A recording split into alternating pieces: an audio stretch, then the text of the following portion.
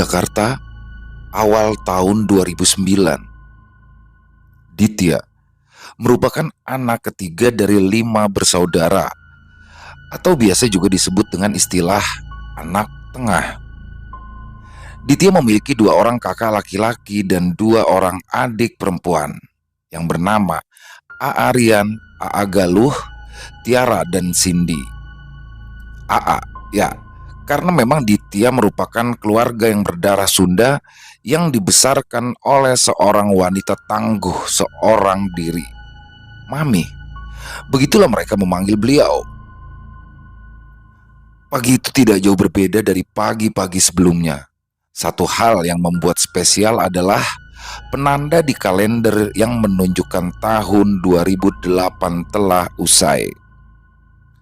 Ditya yang baru saja menghabiskan malam tahun barunya bersama 4 orang temannya, hari itu pun bangun lebih siang dibandingkan biasanya. Ya, hari itu merupakan hari libur bersama menyambut pergantian tahun 2009.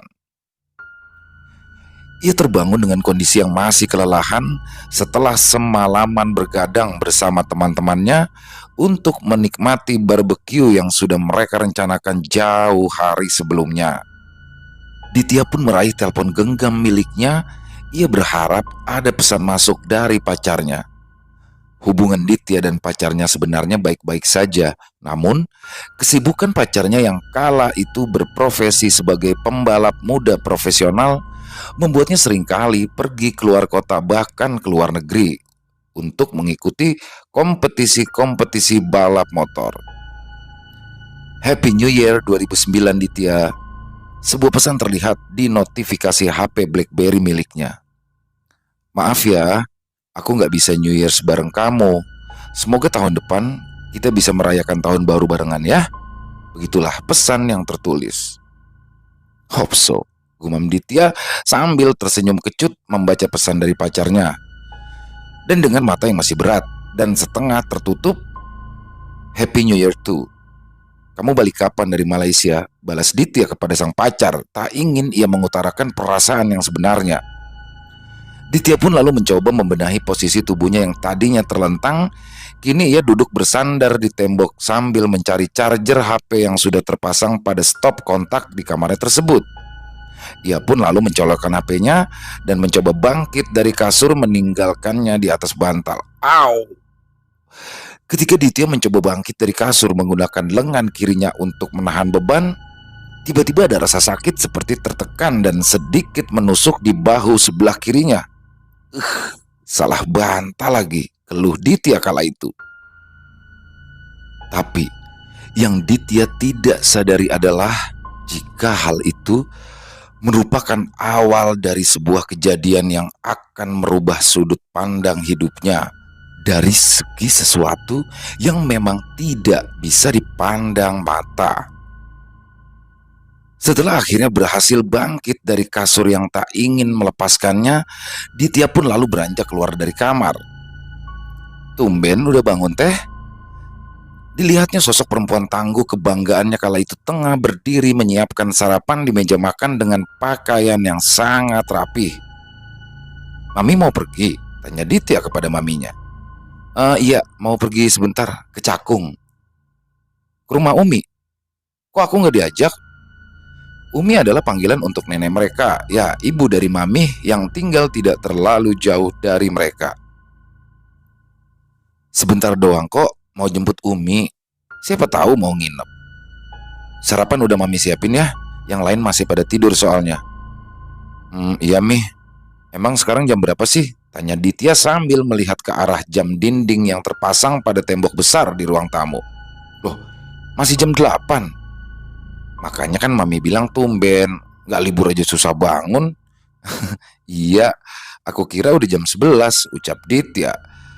Ya udah, sarapan dulu aja. Nanti tidur lagi aja kalau udah sarapan. Mami mau manasin mobil dulu ya teh. Lanjut maminya lagi sambil berjalan ke garasi rumah membawa kunci mobil berniat untuk memanaskannya. Ya Mi, Ditya pun berjalan menuju meja makan. Ia membuka tudung saji yang kala itu tersusun rapih menutupi sejumlah makanan yang telah disiapkan Mami sebelumnya.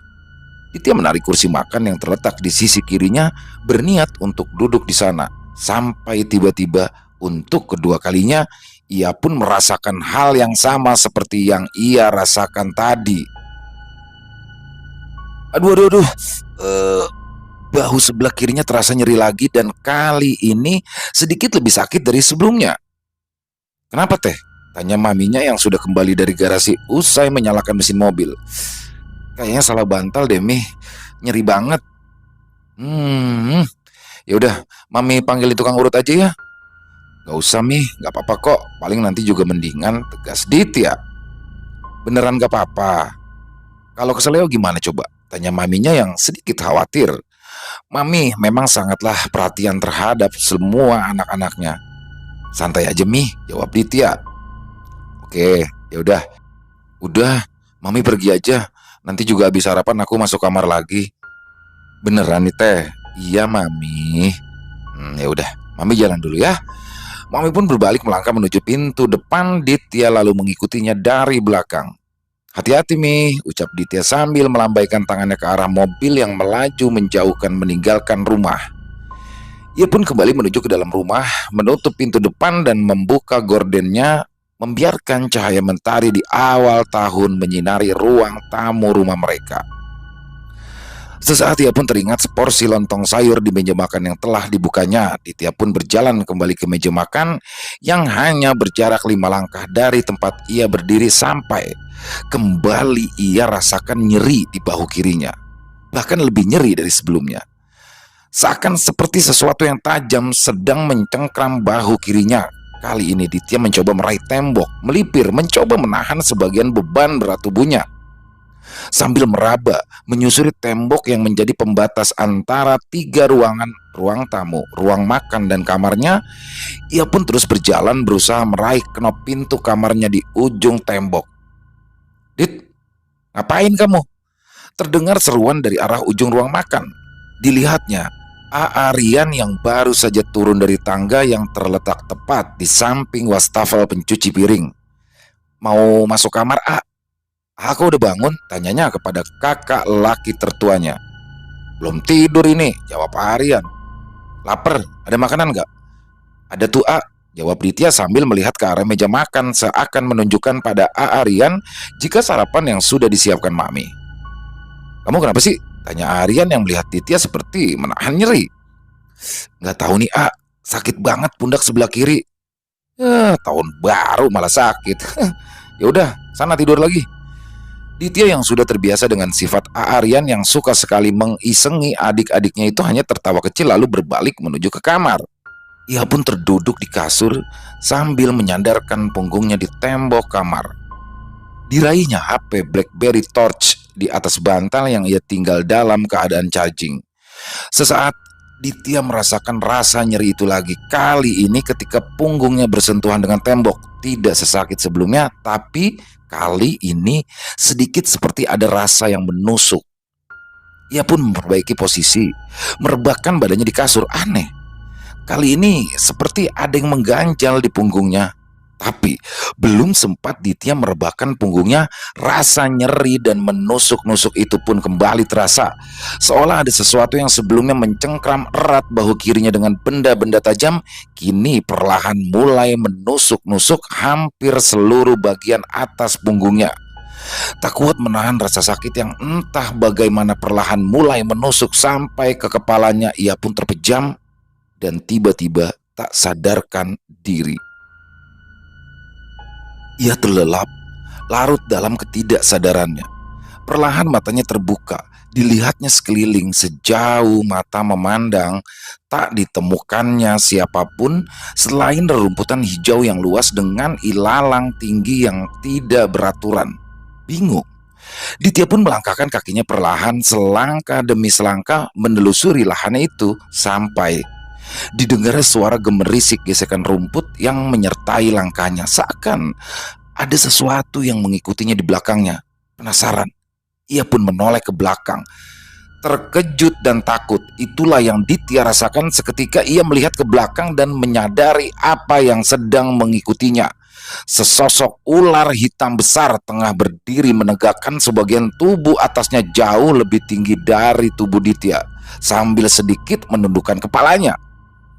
Ditya yang ketakutan pun tak mampu bergerak sedikit pun, bahkan untuk menggerakkan bibirnya ia pun tak sanggup. Semua sendi tubuhnya seakan mati. Namun ada rasa aman dalam hati Ditya. Entah bagaimana, ada perasaan hangat dalam tatapan sosok ular itu. Ada yang menarik. Ada yang menarik dari sosok itu. Dilihatnya jauh ke atas, terpasang tiara berwarna emas di atas kepalanya.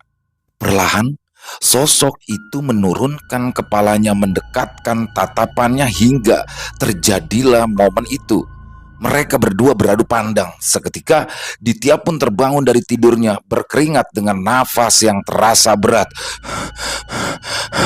Begitu berat nafasnya sampai terdengar seolah baru saja ia melakukan lari maraton. Teh Ditya, tiba-tiba terdengar suara Mami dari depan kamarnya. Teteh, Teteh kenapa? Suara Mami seakan memecah kebingungan Ditya akan mimpi buruk yang baru saja dialami. Gak apa-apa Mi, gak apa-apa. Mami udah pulang, sahut Ditya sembari mengusap keringat yang mengucur deras di keningnya. Udah dari tadi. Yuk bangun, udah jam berapa ini? Baru juga tidur Mi, jawab Ditya kepada maminya. Ngaco, ini udah sore nak. Ditya yang mendengar itu pun kaget. Ia segera bangkit dari kasurnya lalu membuka pintu kamar. Udah sore. Memangnya jam berapa Mi? Tanya Ditya kepada sang mami yang ia lihat ketika pintu kamarnya dibuka. Udah jam 5 lewat. Sebentar lagi maghrib. Dari tadi dibangun-bangunin gak bangun. Hah? Jam 5?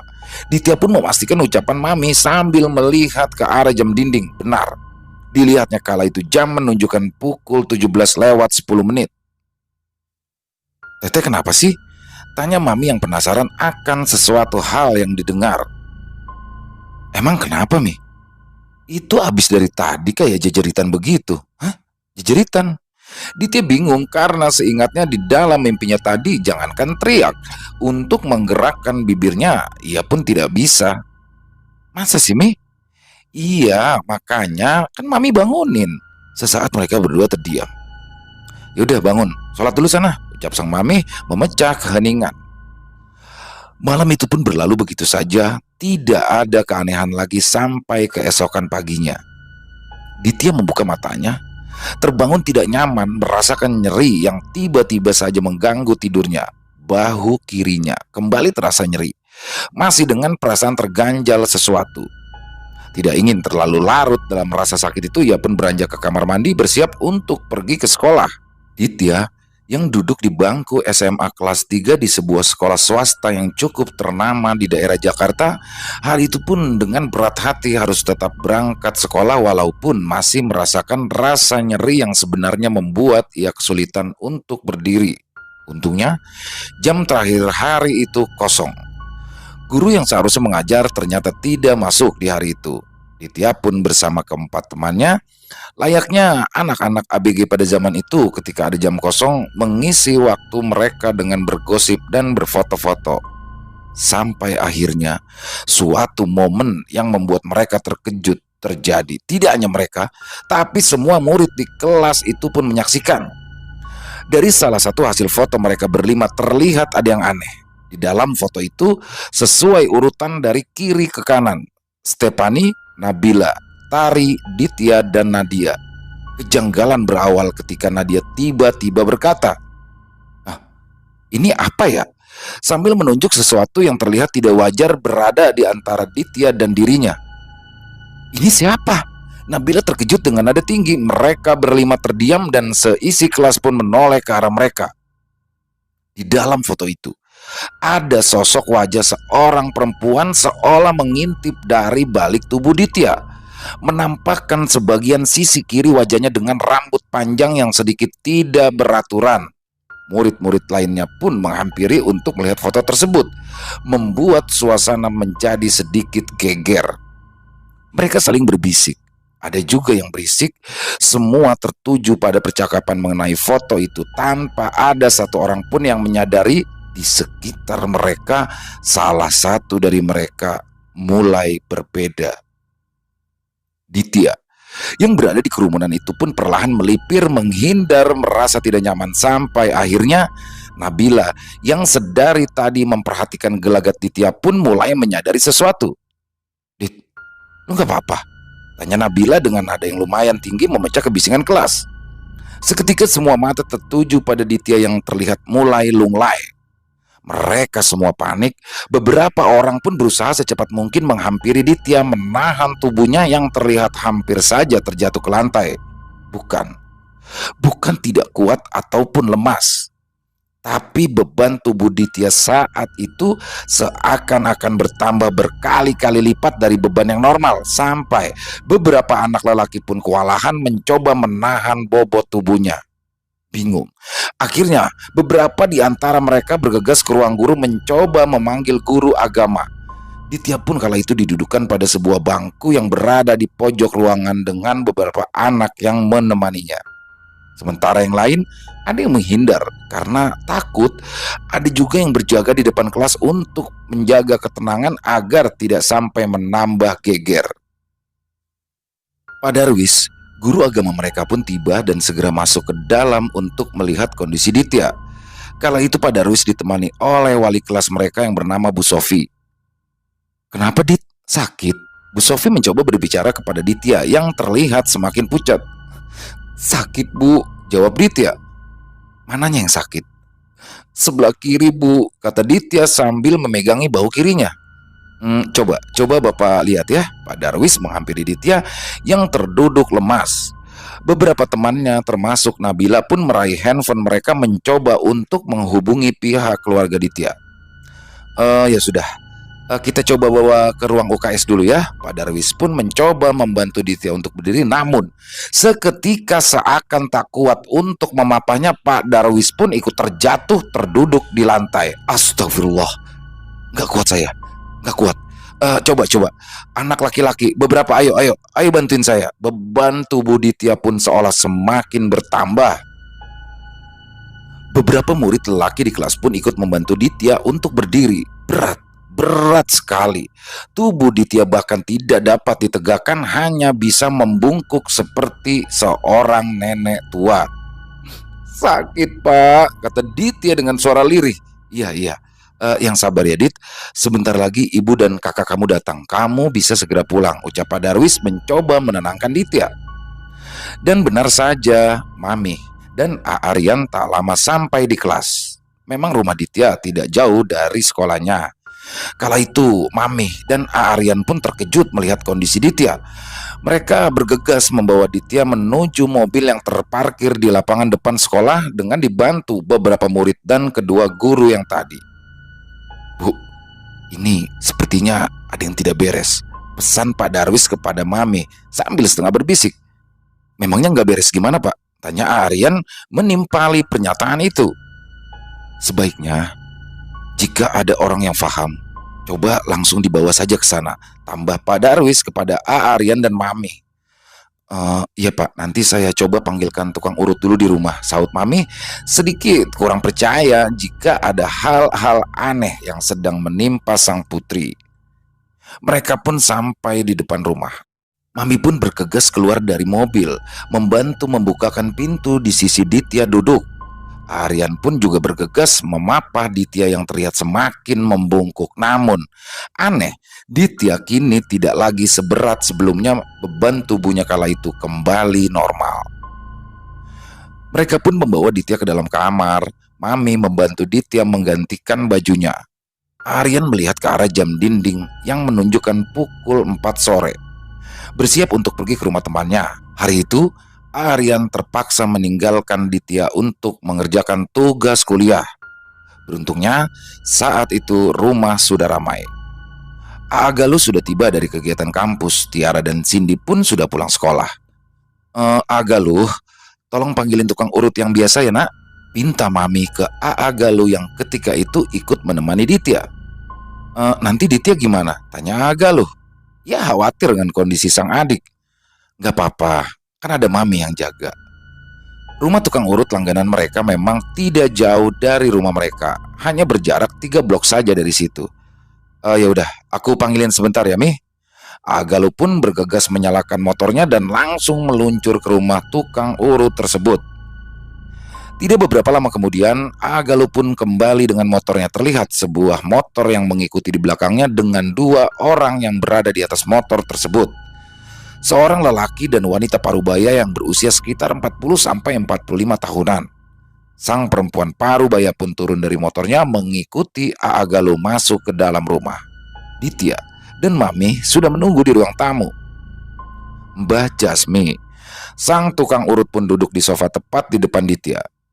Dia menatap tajam ke dalam mata Ditya. Tangan kanan Mbak Jasmi perlahan mencoba meraih bahu kiri Ditya sampai tiba-tiba astagfirullahalazim. Seakan terkejut, Mbak Jasmi mengucap istighfar seraya berdiri seketika berbalik dan bergegas keluar menghindar dari ruang tamu. Lebih tepatnya, menghindar dari Ditya. "Bu, mau kemana?" tanya Ditya dan Mami. Maaf Bu, saya sepertinya nggak bisa ngurut nengnya." Sambil terbata-bata, Mbak Jasmi pun bergegas mundur mempercepat langkahnya. Kalau untuk urusan ini, saran saya lebih baik cari orang yang mengerti saja, tegas Mbak Jasmi lagi. Ia pun segera menaiki motornya sambil seakan berbisik menjelaskan kepada suaminya. Suami Mbak Jasmi pun seakan terkejut dengan apa yang disampaikan istrinya, memandang Ditya dengan tatapan kaget dan segera memutarbalikkan motornya bergegas pergi meninggalkan rumah Ditya. Bingung dengan apa yang terjadi, Mami dan Agalu pun kembali membawa Ditya masuk ke dalam kamar. Jam menunjukkan pukul 17.57 waktu Indonesia Barat. Hari pun semakin gelap, kondisi Ditya belum juga membaik. Agalu tiba-tiba teringat. Mi, apa kita coba bawa Ditya ke rumah Danu aja? Kan Om Syahrial ngerti yang begini-ginian.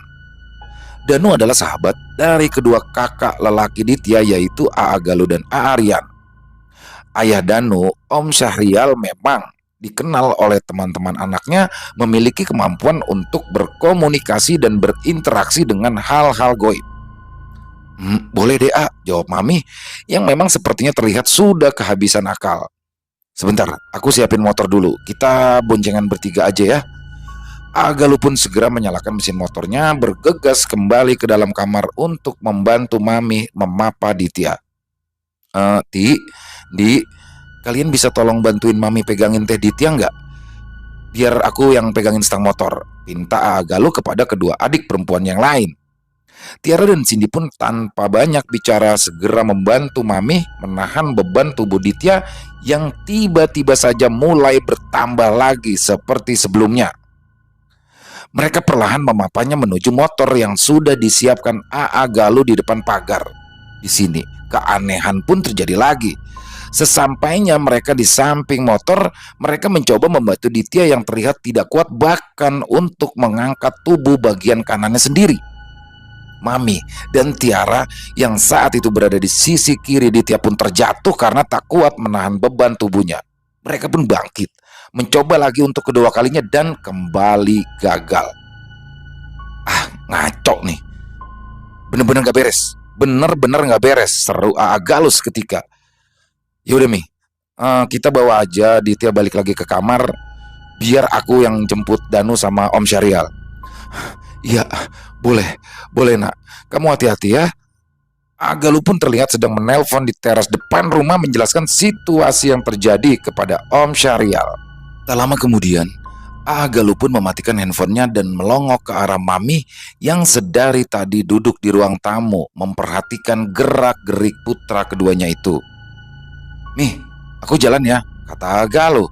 Mami hanya mengangguk menjawab Agalu. Selang 20 menit kemudian, terlihatlah mobil Aryan yang baru saja sampai terparkir di depan pagar rumah. Dari dalam mobil turun satu orang lagi bersama Aryan, Mas Aki. Ya, ia adalah teman kampus Aryan. Perawakannya yang besar membuat kesan yang menakutkan bila baru pertama kenal. Namun, cara dan gaya bicaranya justru seringkali membuat Ditya dan teman-teman Aryan yang lain pun tertawa karena memang lucu. "Ditya gimana Mi?"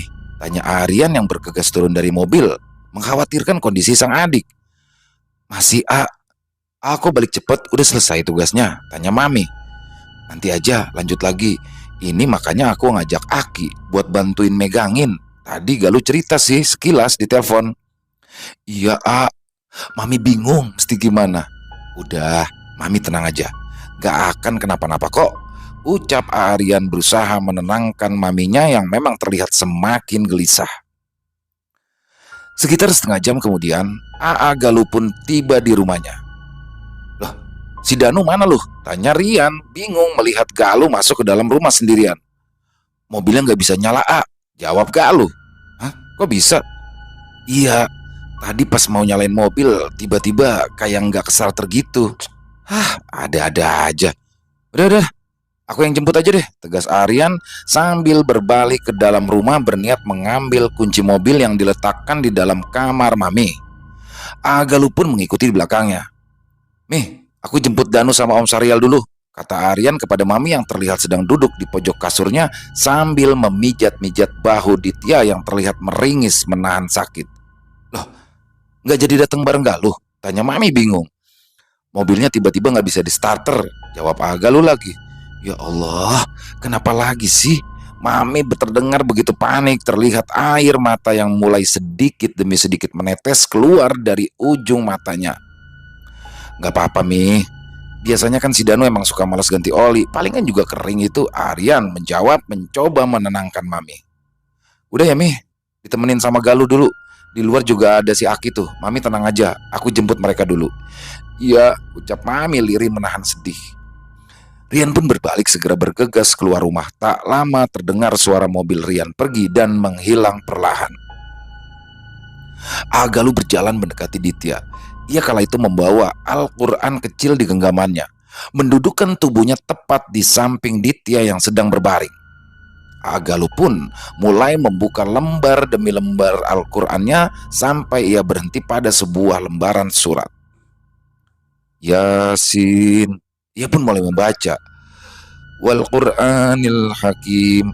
Galuh melanjutkan ayat demi ayat surah Yasin. Namun aneh, Ditya terlihat perlahan mulai tidak tenang. Sesekali ia meringis kesakitan, sesekali ia meremas-remas lengannya sendiri sambil berkata lirih, udah panas, sakit udah stop. Mami yang melihat gelagat Ditya pun tersadar dan segera menghentikan Galuh. Nah, umul Quran dulu, nggak baik adabnya begitu, ucap Mami mengingatkan. Astagfirullah, ya Mi, aku sampai lupa. Mendengarkan hal itu Ditya pun menyeringai dengan sedikit suara tawa yang ringan. Astagfirullah. Mami dan Galuh yang melihat tingkah Ditya pun akhirnya menyadari yang mereka hadapi bukan hal yang biasa, bahkan sampai mampu mengalihkan cara berpikir mereka. Mami dan Galuh pun secara bersama-sama mulai membacakan surat Al-Fatihah. Stop! Suara Ditya kembali terdengar. Ayat demi ayat yang dibacakan seakan membuat Ditya semakin tidak tenang sampai pada akhir ayat. Ghairil maghdubi alaihim waladdallin. Tiba-tiba saja suara Ditya meninggi dengan nada yang marah.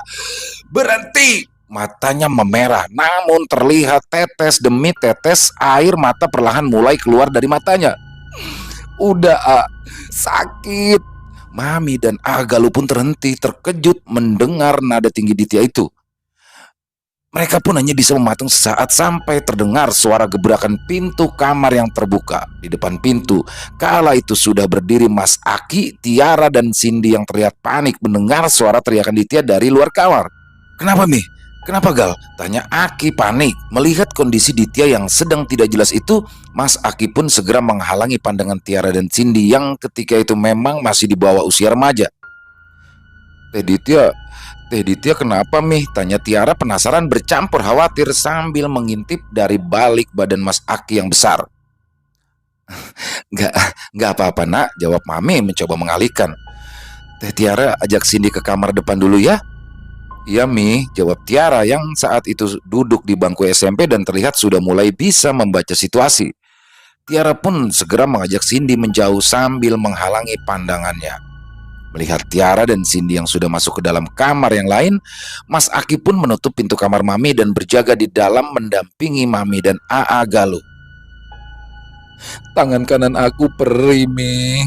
Tiba-tiba terdengar suara lirih Ditya yang meringis kesakitan memegangi lengannya. Kenapa, Nak? Sakit kenapa? Tanya Mami. Perih, perih banget. Perih? Bukan sakit ya, tapi perih, tanya Mami lagi memastikan. Perih, kayak ditusuk-tusuk. Jelas Ditya. Galuh yang penasaran dengan perkataan Ditya pun mencoba menggulung lengan baju Ditya yang saat itu mengenakan sweater lengan panjang. Dan mereka semua terkejut dengan apa yang mereka lihat. Lengan Ditya kala itu dipenuhi dengan bercak-bercak luka yang sebelumnya tidak ada. Terlihat ada 5 bekas gigitan yang seperti bentuk gigitan manusia. Ya Allah, kenapa kamu, Nak? Mami terdengar begitu panik sekaligus sedih di saat yang bersamaan. Galuh dan Mas Aki yang melihat hal itu pun terdiam, tak bisa berkata apa-apa menyaksikan hal yang benar-benar aneh dan berada di luar nalar mereka. Perih, perih banget. Di sisi lain, Ditya masih saja meringis, berusaha menahan sakit yang kini tak hanya di bahu kirinya tapi juga di lengan kanannya. Tak tahu harus berbuat apa lagi, Aa Galuh pun perlahan melanjutkan lantunan ayat-ayat suci Al-Quran. Namun, setiap ayat yang dibacakannya seakan menambah rasa sakit pada tubuh Ditya. Entah apa yang terjadi, tiba-tiba saja Ditya meraih tangan Aa Galuh yang kini sedang melantunkan surat Al-Baqarah, mencengkramnya dengan sangat erat. Seketika matanya terbelalak, menatap mata Aa Galuh seolah marah. Namun, sesaat tatapan amarah itu berubah menjadi sebuah seringai. Kemudian matanya terpejam dan tubuhnya pun terjatuh di atas kasur. Ditya tidak sadarkan diri. Teteh! Mami yang panik melihat hal itu pun menghentak-hentakan tubuh Ditya, berharap putri tertuanya itu membuka matanya. Mas Aki segera menghampiri Ditya, mencoba meletakkan jari telunjuknya di antara hidung dan bibir Ditya, mencoba memastikan hembusan nafasnya. Tenang aja, Mi, tenang. Ini cuma pingsan, tegas Mas Aki mencoba menenangkan Mami. Tapi bisa bangun lagi kan, Ki? Tanya Mami panik. Insya Allah bisa. Sudah, kita biarkan saja dulu, biarkan Ditya istirahat. Lanjut Mas Aki lagi. Iya, Mi, kasihan juga. Ditya pasti capek, tambah Galuh. Iya, Nak. Galuh pun merangkul mencoba membantu maminya berdiri. Udah Mi, kita keluar saja dulu ya. Biarin Dityanya tidur dulu aja. Mami pun berdiri seolah setuju sambil dipapah Aa Galuh dan sesekali ia menengok tubuh putrinya yang kini terbaring di tak berdaya di atas kasurnya. Mami pun keluar meninggalkan kamar. Jam dinding kala itu di ruang tamu menunjukkan pukul 20.23 waktu Indonesia Barat. Suara mesin mobil yang dimatikan terdengar dari depan pagar. Aryan telah sampai. Bersama Aryan kala itu turun 2 sosok lelaki lainnya dari dalam mobil, Mas Danu dan sang ayah, Om Syahrial. Assalamualaikum, suara Om Syahrial lantang terdengar ketika memasuki rumah. Waalaikumsalam Om, sahut Aa Galuh dan Mas Aki yang keluar dari kamar Mami. Dityanya mana? Tanya Mas Danu sambil memperhatikan sekeliling. Di kamar Mami. Ayo, Aryan menjawab sambil mengarahkan Mas Danu menuju ke kamar Mami. Jadi kondisinya gimana sekarang? Tanya Om Syahrial yang seakan mengerti situasi apa yang telah Aa Galuh dan Mas Aki lalui. Melihat ke dalam ekspresi wajah mereka berdua. Sekarang sih udah aman Om. Dityanya lagi tidur, jawab Aa Galuh. Oh gitu ya. Om Syahrial pun menjawab dengan nada seolah ia pun paham bila ini semua belum berakhir. Gal, Ki, tolongin! Terdengar suara Aryan dari dalam kamar Mami berteriak-teriak panik. Aa Galuh dan Mas Aki yang terkejut pun segera menuju ke kamar Mami. Kenapa? Aa Galuh membuka pintu kamar Mami dan terkejut melihat tubuh Ditya yang sudah tergeletak di lantai tak jauh dari ranjang yang masih tak sadarkan diri. Di sampingnya Mas Danu juga terjatuh, sebagian kakinya tertimpa tubuh Ditya. Loh, kenapa ini? Tanya Mas Aki bingung. Ini si Ditya berat banget, gak kuat gua, kata Mas Danu menjelaskan dengan nada sedikit meringis seolah sedang menahan sakit. Lu gak apa-apa Dan? Nggak apa-apa sih, cuma ini aduh ketiban kaki gua nggak bisa ditarik, berat banget. Aryan dan Agaluh serta Mas Aki pun mencoba mengangkat tubuh Ditya yang tergeletak di lantai menimpa kaki Mas Danu. Ah, gila. Ini berat banget badan si Ditya. Mas Aki mulai panik. Dah, nggak apa-apa. Ayo kita angkat bareng-bareng, kata Aryan lagi sembari menahan kedua lengan Ditya. Mereka pun membawa tubuh Ditya yang bertambah bebannya itu untuk keluar kamar. Mereka lalu mendudukkan Ditya di sofa ruang tamu sesuai dengan arahan Om Syahrial. Aduh, Pak, mohon maaf ya, jadi merepotkan. Mami yang baru saja selesai sholat isya pun keluar dari kamar depan untuk menghampiri Om Syahrial. Ah, gak apa-apa Bu, gak apa-apa. Namanya juga musibah ya, jawab Om Syahrial mencoba menenangkan. Di sofa, kala itu Ditya mulai terbangun, matanya perlahan mulai terbuka, masih dalam posisi duduk. Ia pun langsung melemparkan pandangannya ke arah Om Syahrial. Nih, Om, Ditya udah bangun, seru Agaluh yang menyadari hal itu. Om Syahrial pun menoleh ke arah Ditya, berbalik mulai menghampirinya. Ditya terus memandangi Om Syahrial, mengikuti setiap langkahnya tanpa melepaskan pandangannya sedikit pun. Sampai ketika Om Syahrial berdiri tepat di depan Ditya, ia pun tersenyum kala itu pada Om Syahrial. Senyuman itu bukan merupakan senyuman sapaan, lebih terkesan sebuah senyum ejekan. Senyum menyeringai yang terlihat merendahkan Om Syahrial. Ditya, sapa Om Syahrial. Ditya tetap tersenyum. Ditya, Om Syahrial melanjutkan. Ditya tak bergeming, masih tersenyum menyeringai menatap tajam ke arah Om Syahrial. Kamu siapa? Kali ini pertanyaan Om Syahrial berhasil merubah ekspresi Ditya. Ia tak lagi tersenyum, menatap tajam menunjukkan rasa tidak suka akan kehadiran Om Syahrial. Jawab pertanyaan saya, kamu siapa? Tegas Om Syahrial kali ini dengan nada sedikit meninggi. Seketika Ditya pun tertawa. Tawa kecil yang lama-kelamaan berubah-ubah menjadi semakin menakutkan. Bahkan Tiara dan Cindy yang sebelumnya berada di dalam kamar pun keluar mendengar suara tawa ringan yang sangat menakutkan itu. Ditya pun sejenak menghentikan tawanya. Kali ini ia menatap satu demi satu wajah semua orang yang berada di ruangan itu. Kepalanya bergerak dari kiri ke kanan, mengikuti gerakan matanya sambil tetap menatap wajah mereka satu persatu. Selesai, ia kembalikan pandangannya kepada Om Syahrial, tersenyum kembali sambil berkata, "Kamu siapa?" Dengan suara lirih yang sepertinya tidak dikenali oleh siapapun yang berada di dalam ruangan itu. Suara seorang perempuan tua yang jelas sekali bukan merupakan suara Ditya. "Saya Syahrial. Siapa kamu?" Ditya kembali tetap tersenyum sembari menutup matanya. Sesaat, Ditya pun kembali membuka matanya dan berkata lagi, "Saya." Mendengarkan itu mereka semua terkejut karena kali ini suara yang keluar dari mulut Ditya pun berubah lagi. Suara itu bukan lagi suara perempuan yang baru saja mereka dengar, melainkan suara laki-laki remaja dan terdengar seakan ada lebih dari satu suara. "Saya? Bukan, tapi kami." Suara itu keluar lagi dari mulut Ditya dengan nada yang meninggi. "Kami tidak sendiri, begitu juga dengan kalian," tegas suara tersebut. "Apa mau kalian?" tanya Om Syahrial dengan tegas. Mendengar pertanyaan Om Syahrial itu, suara tertawa tersebut membuat seisi rumah merinding ketakutan. Suara itu pun kemudian menghentikan tawanya dan kembali berkata lagi, "Cari tahulah sendiri kalau memang kamu sanggup," jawab suara itu dengan tegas. Mendengar pernyataan mereka, Om Syahrial pun menutup kedua matanya. Mulutnya bergerak-gerak seakan sedang membacakan sesuatu.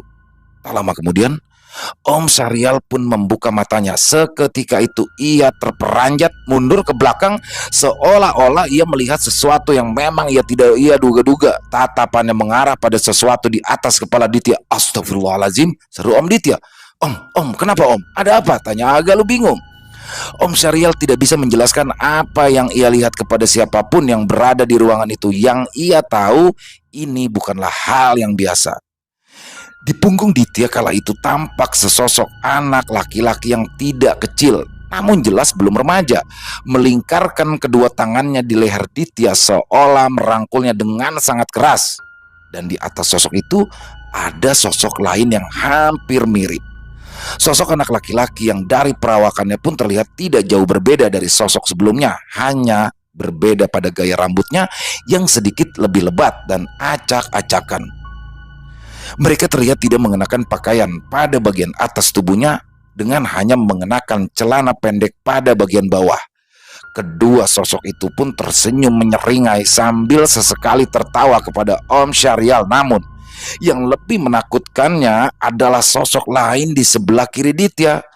Sesosok perempuan dengan rambut yang berantakan dan panjangnya mencapai panggul. Sebagian wajahnya hancur, dipenuhi dengan darah dan terlihat daging-daging yang mulai membusuk pada keningnya. Sosok itu mencengkramkan tangan kanannya pada bahu kiri Ditya dengan kukunya yang hitam, panjang, dan tajam. Tangan kirinya menjuntai seakan tak lagi terpasang dengan baik pada tubuh utamanya. Om Syahrial pun menyadari sesuatu. Ini bukanlah disebabkan oleh niat jahat dari sosok-sosok tersebut, melainkan oleh sesuatu yang berada di dalam diri Ditya. Kalian mau apa? Tanya Om Syahrial terbata-bata, masih setengah terkejut dengan apa yang barusan ia lihat. Kami, jawab mereka. Tiba-tiba terdengar suara tawa mengikik. Ditya kemudian merubah posisi duduknya, melipat kedua kakinya bersila di depan, tangan kirinya diletakkan pada paha kirinya sambil kemudian memulai mengangkat tangan kanannya. Ia mengarahkan telunjuknya ke wajahnya sambil berkata, "Anak ini bukanlah hanya milik kalian. Anak ini milik alam."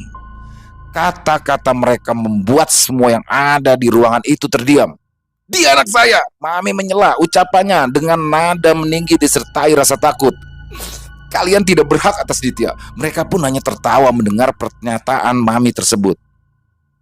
Kalian belum mengerti juga," ucap mereka sambil menatap tajam ke arah Mami. Bukan kami yang datang mengganggunya. Dialah yang membuka pintu. Dialah yang mengundang kami. Mami dan seluruh keluarga Ditya hanya bisa diam tak berbicara saking herannya. Om Syahrial pun perlahan mendekati Ditya sambil mengulurkan tangannya, dan hal aneh pun terjadi. Ditya membuka matanya. Ia melihat Om Syahrial yang baru saja datang bersama Mas Danu. "Om, Mas Danu udah sampai," sapa Ditya kepada mereka. Namun aneh, Om Syahrial yang sedang berbincang dengan Mami pun menoleh menatap Ditya, tetapi tidak dengan tatapan hangat seperti biasanya. Yang Ditya lihat, Om Syahrial melangkah mendekat kepadanya sampai ketika Om Syahrial berhenti tepat di depannya. Om Syahrial baru menyapanya. "Ditya?" "Ya Om," jawab Ditya. Om Syahrial bertanya lagi. "Ditya?" "Iya Om, ini aku," jawab Ditya lagi. Ditya bingung dengan tingkah Om Syahrial, namun pertanyaan Om Syahrial berikutnya malah semakin membuatnya tidak mengerti apa yang sedang terjadi. "Kamu siapa?"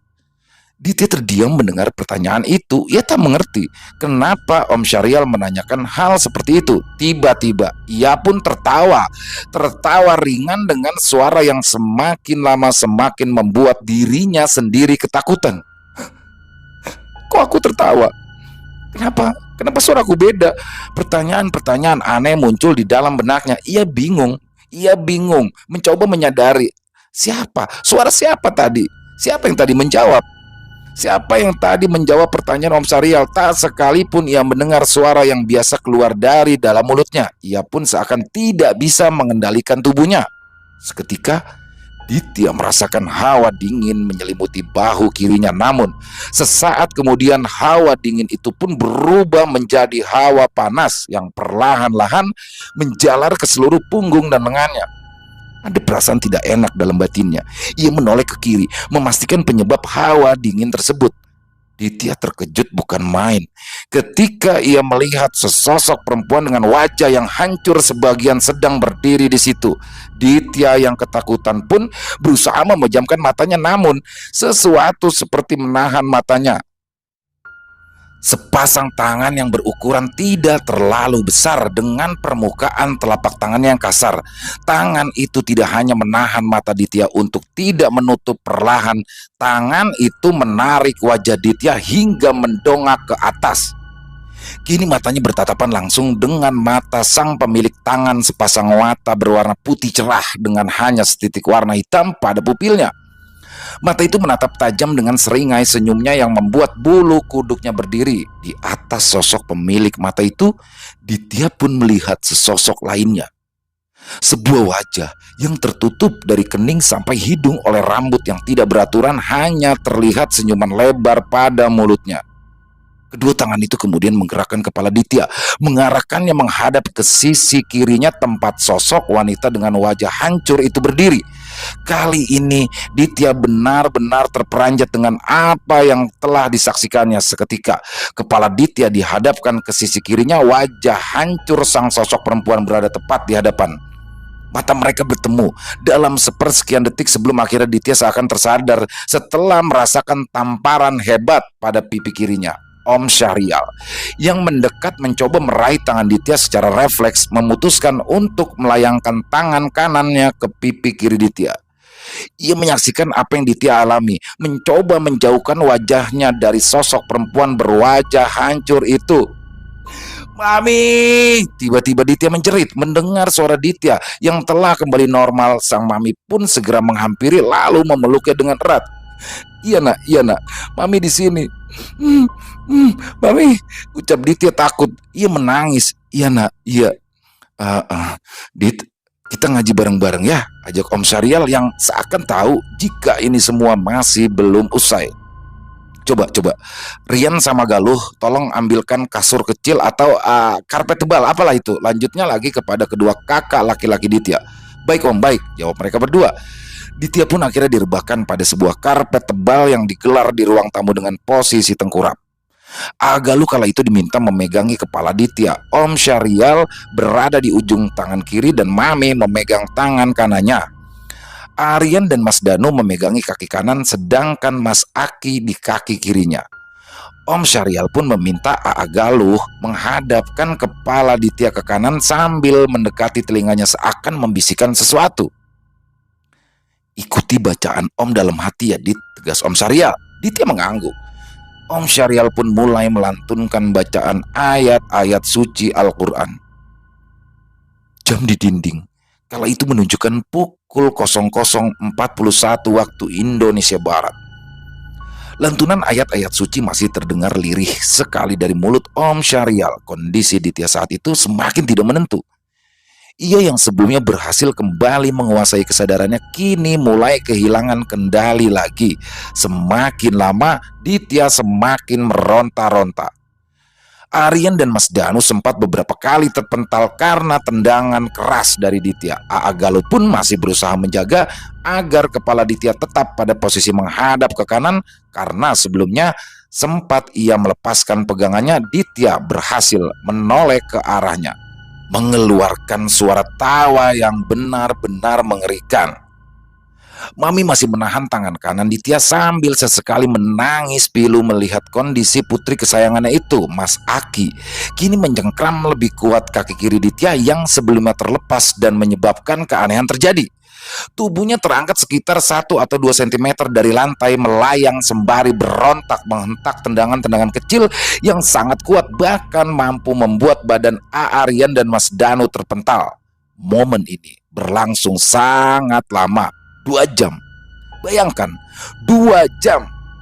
Sampai pada satu titik, Ditya yang meronta, menjerit-jerit berhasil melepaskan kembali pegangan tangan Galuh pada kepalanya, menoleh ke kiri, melemparkan pandangannya kepada Om Syahrial. Dengan tatapan tajamnya, Ditya pun seketika meludahi wajah Om Syahrial kemudian tertawa dengan keras. Suara tawa itu terdengar lebih mengerikan dari sebelumnya, membuat semua yang berada di ruangan itu tidak akan bisa melupakannya seumur hidup. suara tawa yang akhirnya menghilang dan membiarkan Ditya tergeletak dalam keadaan tidak sadarkan diri. Om Syahrial mengusap wajahnya, mencoba membersihkan bekas ludah yang tadi tersembur dari mulut Ditya. Ia pun menoleh melihat jam yang menunjukkan pukul 3:02. Om Syahrial pun melonggarkan cengkeraman tangannya di tangan kiri Ditya, beranjak bangkit perlahan. Ia pun menarik nafas panjang, kemudian ia berkata, "Selesai juga hari ini." Perkataannya membuat mereka yang berada di dalam ruangan bingung, seakan kejadian ini hanya awal dari kejadian-kejadian lainnya. "Maksudnya gimana ya, Om?" tanya Agaluh yang jelas kelihatan tidak paham maksud dari omongan Om Syahrial. "Anak ini," Ditya sambil terengah-engah, Om Syahrial mencoba menjelaskan, Dia agak berbeda dari anak-anak lain." Penjelasan Om Syahrial ini menutup kejadian-kejadian di hari yang melelahkan itu. Tidak ada satupun anggota keluarga Ditya yang mengerti maksud dari ucapan Om Syahrial. Namun, mereka sadar ada hal yang tidak bisa dijelaskan dan ada hal yang tidak boleh dijelaskan secara gamblang. Namun, mereka tahu bahwa kejadian ini merupakan pintu bagi kejadian-kejadian aneh yang akan datang. Terik cahaya mentari yang menusuk kulit membangunkan Ditya dari tidurnya yang lelap. Tubuhnya masih terasa sakit dan pegal, efek dari kejadian dini hari tadi. Dibukanya kedua matanya, mencoba menyadarkan diri. Dilihatnya samar-samar sekeliling. Ini bukan kamar tidurnya. Ini adalah kamar maminya. Tiba-tiba terdengar suara pintu terbuka. "Loh, sudah bangun?" Suara hangat Mami menenangkan hatinya. "Iya, Mi. Mau makan? Makan ya?" tanya Mami yang seakan tidak ingin membahas kejadian semalam. "Ntar aja, Mi. Sekarang jam berapa, Mi?" "Sudah jam 12 siang. Sholat zuhur yuk." "Loh, aku nggak sekolah." "Iya, dah. Istirahat dulu aja, Nak. Mami siapin makan dulu." Mami pun berbalik keluar dari dalam kamar, berniat untuk menyiapkan makan siang untuk Ditya. Ditya pun mencoba bangun dari tempat tidur, beranjak perlahan menuju ke arah meja makan.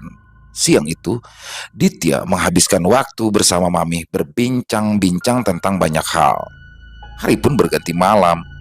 Malam itu Ditya memutuskan untuk tidur kembali ke kamar tidurnya karena ia merasa sudah baik-baik saja. Tubuhnya yang lemas masih terasa pegal-pegal sisa kejadian kemarin malam. Ditya yang memang menderita insomnia kala itu mencoba menghabiskan waktunya bermain HP. Mencoba membuat matanya lelah sampai kala itu ia mendengar sebuah dentuman yang keras sekali dari arah atap tepat di atas kamarnya. Ditya yang terkejut tanpa sadar melempar HP-nya sambil langsung menarik selimut untuk menutupi wajahnya. Tak lama, Ditya pun terlelap dalam tidurnya. Namun ternyata hal ini tidak berakhir begitu saja. Dentuman keras itu pun Ditya dengar selama 4 hari berturut-turut. Dan pada hari kelima dentuman itu pun tidak terdengar lagi. Tapi kali ini Ditya merasakan ada sesuatu yang jatuh dari langit-langit kamarnya menimpa tubuhnya. Ditya yang terus saja merasakan hal ini pun akhirnya menceritakan semua kepada maminya di pagi harinya. Dan Mami pun meminta tolong agar Om Syahrial kembali datang ke rumah. Sore itu, Om Syahrial pun tiba di rumah. Dan disitulah semua cerita terungkap. Jadi, seperti yang sudah dijelaskan di awal, jika Ditya adalah anak ketiga dari 5 bersaudara. Katanya orang dulu menyebut anak-anak seperti ini dengan istilah anak tengah. Bagi sebagian banyak orang, istilah anak tengah bukanlah sesuatu yang aneh, namun bagi beberapa, istilah tersebut mengandung makna yang jauh lebih mendalam. Jembatan, gerbang, atau mediator. Istilah-istilah ini mungkin umum bagi beberapa golongan tertentu. Manusia diciptakan beragam oleh Allah Subhanahu wa Ta'ala dengan segala kelebihan dan kekurangannya. Manusia merupakan makhluknya yang paling sempurna dengan segala keterbatasan yang mereka miliki. Semoga dari pengalaman Ditya ini dapat diambil hikmahnya seperti apa yang telah mereka sampaikan. Bahwa kita tidak sendiri, kita hidup berdampingan antara sesama manusia dan alam sekitar. Ada batas-batas yang tetap harus kita hargai dan jaga. Selesai. Wow. Horor ya. Jadi ini kisahnya ini maraton ya, dia horor jenis tipe horor yang bikin capek untuk bawainnya. Jadi kayak nggak berhenti dari awal. Keren banget, dan semoga semua teman-teman khususnya para penikmat horor bisa terhibur dengan kisah ini. Jadi memang di akhir ini tidak dijelaskan secara rinci ya apa yang telah dialami oleh Ditya, tapi di sini admin akan mencoba memberikan kesimpulan jika Ditya ini selaku anak tengah. Jadi dari 5 bersaudara, Ditya ini anak ketiga, di mana ada beberapa bagian golongan yang menyebut anak tengah ini adalah punya sesuatu yang berbeda seperti jembatan, mediator, atau gerbang. Jadi akan banyak seperti mengundang makhluk-makhluk tak kasat mata. Jadi sebenarnya makhluk-makhluk yang tadi datang, yang diceritakan di dalam kisah itu ada 3 makhluk itu yang memang seperti seolah-olah diundang oleh Ditya sehingga menempel dan hampir saja mencelakai, dan alhamdulillah untungnya tidak sampai mencelakai. Jadi kebetulan saya juga anak tengah ya. Mudah-mudahan tidak terjadi sesuatu yang tidak baik. Jadi itu aja. Mohon maaf apabila ada kekurangan, mohon maaf apabila ada kesalahan dalam berkata-kata dalam penyampaian kisahnya tadi. Dan buat yang punya komentar lain silakan bisa tulis di kolom komentar. Buat yang suka dengan kisah ini bisa diklik tombol like, tombol jempolnya, dan buat yang belum subscribe diklik ya tombol merah subscribe-nya. Jangan lupa loncengnya diklik juga agar teman-teman semua bisa mendapatkan notifikasi dari konten-konten yang akan kami upload selanjutnya.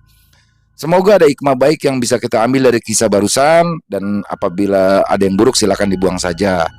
Di akhir kata saya Ilo mengucapkan mohon maaf apabila ada perkataan saya yang salah. Saya mohon dimaafkan. Sampai jumpa lagi di konten-konten kami selanjutnya, masih bersama saya Ilo di Extreme Movie. Salam sehat, sukses selalu untuk kita semua. Amin, amin ya robbal alamin.